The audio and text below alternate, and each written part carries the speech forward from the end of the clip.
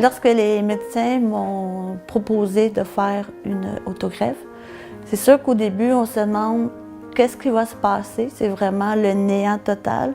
Parce que c'est tous des mots que tu n'as jamais entendus. Donc, quand on n'a jamais entendu le mot, on a peur.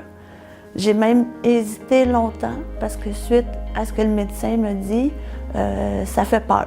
Vraiment, ils mettent ton système immunitaire à zéro. C'est sûr que tu as un recul sur ce genre de traitement. Quand le médecin a prescrit le protocole, c'était pour préparer à la greffe, en fait, qui est le traitement idéal au début. Le défi, c'est de voir quel va être le résultat pour voir si le système, suite au traitement, est vraiment prêt puis est disposé à accepter la greffe. Quand ils m'ont parlé de l'autogreffe, c'est sûr que je me suis dit, est-ce que c'est la bonne option? J'ai entendu beaucoup de choses au niveau de l'autogreffe, mais il y a l'allogreffe aussi qu'on reçoit d'un donneur. Là, je me demandais qu'est-ce qui était la meilleure option. Et c'est pour ça que j'ai posé mes questions quand j'ai rencontré justement le médecin qui allait faire ma greffe. J'ai parlé avec lui, j'ai essayé de voir avec lui mes meilleures options, vu mon âge aussi, parce que ça m'inquiétait à savoir, OK, habituellement, c'est plus des personnes plus âgées que moi qui ont ce diagnostic-là. Est-ce que c'est le bon traitement pour moi? Donc, il m'a rassurée sur ça et c'est pour ça que je m'en vais vers l'autogreffe. Pour moi, ça s'est très bien passé. J'ai pas fait d'infection, pas de fièvre. En 2 semaines, j'étais sortie de l'hôpital.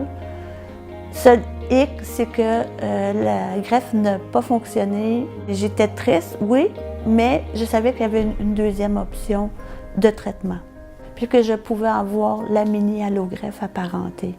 10 mois plus tard, suite à l'annonce de la rémission, le médecin m'a appelé à la maison pour me dire qu'il y avait des traces de la maladie qui étaient revenues dans mes prises de sang.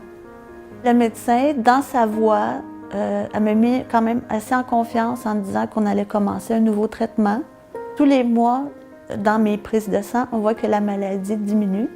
Depuis environ 6-7 mois, la maladie est vraiment stable.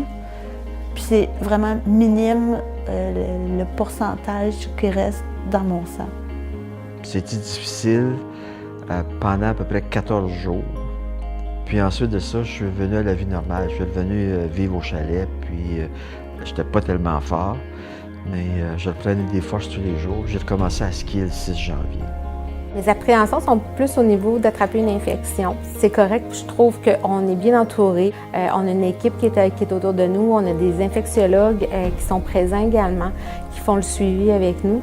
Et en étant infirmière, c'est sûr et certain que je vais avoir l'œil un peu partout pour être sûre que tout est bien nettoyé puis qu'on respecte les règles aussi. Moi, je suis une personne qui ne fait pas de l'anticipation négative. Alors, je pense que c'est la façon de vivre une maladie comme celle-là. Je n'ai pas pourquoi me préoccuper, pourquoi m'inquiéter pour quelque chose qui n'est pas là à l'heure actuelle. Maintenant, avec les recherches qui sont faites sur le myélome, c'est de plus en plus facile d'avoir accès à des traitements. Tu as de plus en plus d'options aussi de traitement. Il y a 10 ans, ça ne se faisait pas comme aujourd'hui. Donc, je me dis que dans 10 ans, ça va être encore plus facile et de moins en moins de séquelles et d'effets négatifs sur le corps.